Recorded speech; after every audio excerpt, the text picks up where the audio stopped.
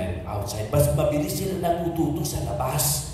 Kaya nga may isang commercial na nagsabi, kapag kagabi, kailangan pauwiin mo yung anak mo, saluhan mo siya sa pagkain, baka iba yung gusto niyang kasalo. Kasi kapag iba yung gusto niyang kasalo, doon siya natututo ng mga values na hindi mo kusa akalain na magaganap mangyayari dito. Kung minsan niya, hindi naman nagtinuturo sa bahay yung kabastusan. Diba? Yung mga kabataan na malimit, hindi gumagalang sa mga magulang. Hindi naman tinuturo actually yan. Kasi wala namang magulang na naghahangad na iba yung kanyang anak sa paglaki. Kung gusto nga niya, sana protected yung anak niya. Kaso wala siya doon. Nandoon siya sa environment na lumalaki na wala ka para gabayan siya. O di wag mong sisihin sarili mo because you were not there. Kung minsan sinisisi ng iba sa atin na, sus ko nandoon sana ako, hindi mangyayari ito. Kaso malayo lang ako sa kanya. Sinasabi mo lang yan. Marami din naman mga magulang na nandoon mismo, kapilit nila yung mga anak nila, pero wala din namang pakialam sa kanilang mga anak. Nagiging responsible yung mga kabataan kapag guminsan malayo yung magulang. Natututo sila ng maaga sa buhay. We were still in the elementary during the time. Yung mga magulang ko kasi puro sila member ng mga liaison officers. Layas ng layas sa bahay. So kaming naiiwan doon. Kasi nga, naglalako sila ng mga paninda. Yung nanay ko nagdala ko na kung ano-anong mga nakuha niya mula sa Luzon. Yung tatay ko naman nanggagaling sa Bohol, yung mga kalamay, yung mga tinabal, yung mga paksiw. Yun ang nilala ko ng tatay ko para magkaroon kami ng hanap buhay. So most of the time, wala sila. Kami yung naiiwan. Pero pagdating nila, sari-sari na pagkain namin, conforme sa kung sino yung nagsaing. Kung minsan sunog, yung tutong na sa ibabaw, tapos sa ilalim yung basa, o di kain din naman kami. Hindi lang sumusuko kasi nga, kapag sumuko ka, hindi rin naman natututo. Kung minsan, tanggapin natin na doon sa mga pagkukulang pagkakamali, doon natututo kung minsan yung mga kabataan. Na huwag mo na sabi na, nako, walang kwenta ka magsaing, huwag mo na ulitin din yan. Pag hindi siya minaster mo ng pagsasaing, kaya nga kami sabi, oy, ilaw yung pagkain natin, yung kanin natin ngayon. 1 linggo kayo, nagtrabaho mo ha, saing, umaga, tanghali, gabi. Para na sa ganun yung bata, matuto siya hanggang ma-perfect niya in 1 week. Ay nako, at least pagsapit ng linggo, ang sarap na ng aming pagkain. Perfect na yung kanin. Kasi dumaan na siya na nasunog. Tapos na lang, kulang na lang ng tubig para maging lugaw. Yung ganyan. Hanggang sa na-master na niya. Na-master niya ng pag-ihaw, yung pagprito. Kasi kung minsan lang, tapos madala ka na kaagad, paano siya matututo? Nahahasa siya sa paulit-ulit na ginagawa niya, yung mga bagay, nahahasa siya. Hayaan natin silang magkabali. Diba? Hindi na naman si Didit Reyes ang nagkakamali dito. Tayo din lahat. Tapos nagtatanong pa, saan ako nagkamali? Ang di sa tono mo, nagtanong ka pa. Nagtatanong kung saan nagkamali yung mga magulang na inaayos naman nila yung kanilang pamamalakad sa mga anak, pero parang kulang pa rin. Yung mga sinasabi, kulang pa rin. Kasi kung minsan sinasabi, kinukumpara, yung mga magulang, huwag naman ikumpara yung mga anak. Kasi sinasabi, tingnan mo, ikaw kompleto ka ng allowance. 500 pa yung 1 linggo mo, 50 pesos bawat araw yung allowance mo na binibigay ko. Pero nag-akit ka rin naman ng pasang-awa, 75. Sabi naman, anin ko pa yung 76, 75, pasado na rin naman ako. Ay sabi, pati ka gumaya dyan. Walang kabaon-baon yung kapitbahay natin. 90 pa yung nakuha.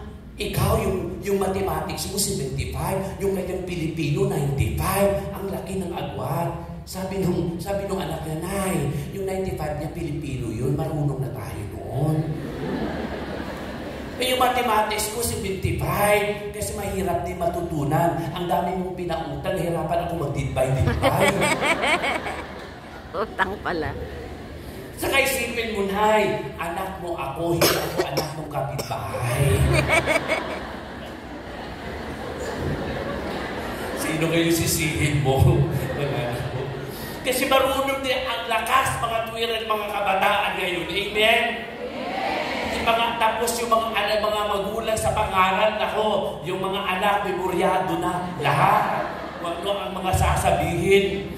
Noon na, nami-memorize namin kasi yung nanay namin talagang sobrang tipid. Kung meron pang salitang higit pa sa kakuriputan, yun yung karakter ng nanay mo. Kaya magbigay sa amin ng baon, nakalitan niya na yan. O yung extra, yung panyo nyo, assignment nyo, notebook nyo, lapis nyo, bag nyo, yung baon nyo, lahat, inididetali yan bago kami umalis ng bahay. Kasi kapag may nakalimutan ka, babalikan mo yan. Extra, dagdag pamasahe din yun. Kaya yung nanay ko talaga, paulit-ulit talagang sinasabi niya yun. Para na sa ganun, hindi na kami uuwi para hihingi ulit ng baon para doon. So ganun ka tindig kung minsan, ganun kaagap yung mga nanay na pauwi ka pala, papunta ka palang pauwi na kasi alam nila kung ano yung dynamics ng kanilang mga anak.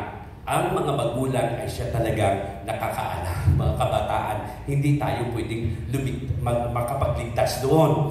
Pero, yun nga sinasabi na, ang mga kabataan, dapat igalang yung mga magulang sapagkat para humaba ang buhay. Nandoon yan sa commandments. Honor your mother and father. That's the fourth commandment so that you will have a long life. Tingnan yung mga kabataan, ang daling mamatay. Yung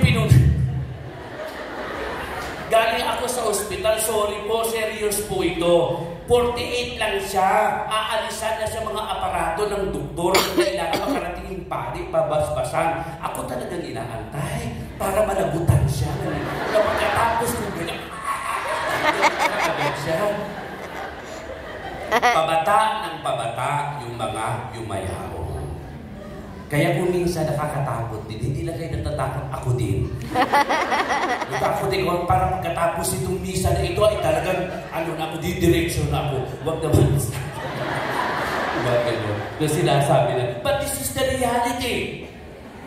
Because we are also what we eat. Kung ano yung kung minsan na hindi tayo nag-iingat doon sa mga natin, mga ginagawa, activity natin, lalo sa mga kinakain natin, bumabalik din yan sa atin. Akala mo lang, dito din nakatira si MacArthur. Sinasabi niya, I shall babalikan kita. Sinasabi niya, yung kinakain mo ay babalik din sa'yo. Ginagawa. Kaya we have to honor our parents kasi nga, yung ginagawa natin sa mga magulang natin, gagawin din ng mga anak sa inyo. Yung mga sinasabi natin na maiba ka, pero hindi eh. Yung pag hindi mo, kaya yung curse, nagpapatuloy siya sapagkat hindi natin ginagawa ng paraan. Nakikita ng mga kabataan kung paano tayo makipag-relate sa ating mga magulang. Kung makasagot-sagot tayo, walang pakundangan tayo sa ating mga magulang. At saka we have the pride. Sabi, akong gumagastos, akong bumubuhay sa inyo. Because of that, nagkakaroon tayo ng lisensya para ganun lang natin napastanganin yung ating mga magulang. Kaya, minsan, sana pumasok din sa isip natin na merong yung curse bumabalik sa atin kasi nga hindi natin natanggal yung relasyon natin sa ating mga magulang. Nakikita ng mga kabataan ito. Kaya sinasabi, anak, patawarin mo ang kuya mo. Ikaw nga nag-aaway-aaway kayo ni Uncle hanggang ngayon, 10 taon na. So yun ang sinusundan ng mga kabataan. Yung ayaw mo, patigasan ito, ayaw mo lumapit sa nanay at maghingi. Christmas ngayon, pwede bang sabihin natin sa nanay natin, masakit yun, yung sasabihin na minsan sinabi mo sa kanya, ramdam na mga nanay ito yung Nay, sorry. Nagpadala po ako dyan regalo sa iyo. Ano po yan? Pambahid ng mga uhog. And this is a sign, a symbol of love and respect and to honor your parents para naman sila humaba yung pasensya natin, humaba yung buhay natin. Kasi kapag patuloy tayong magpatigasan sa mga magulang natin, ganoon din ang gagawin noong mga sumusunod sa atin. Ayaw din nila. Kasi nga nakikita nila sa atin na hindi nga natin kaya magpakumbaba. Yun ang sinasabi sa ikalawang pagbasa. Be humble. Kung talaga, or kahit hindi mo kasalanan, pero ikaw yung nagkaroon ng kamalayan, ikaw yung nauna, ikaw yung magpakumbaba at magsabi, kasi yung nakakagaan ng puso, ikaw magsasabi, tinatanggal mo na ang pagkakatali ng puot, pinalalayan na kita, pinatatawad na kita. Kaya sabi sa second reading, kahit hindi siya humingi ng tawad, but that is a genuine forgiveness na maibibigay mo sa kanila. Ito pang season, we have the reason to do it. And so, hindi pa kasi 29 na tayo ngayon, may 30, may 31 pa, na hating gabi, yung na mag-media-noche, na midnight, sasabihin natin, we have to catch up something and say, Ma, Pa, Merry Christmas. Sorry.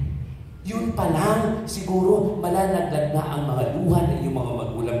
For so many months or years, naantay nila yung pampalubag loob sa kanilang mga puso na magsasabi tayo sa kanila, kahit hindi nila hinihingi, kusa natin ibibigay. Sapagkat, simbolo yan ang pagmamahal natin sa kanila.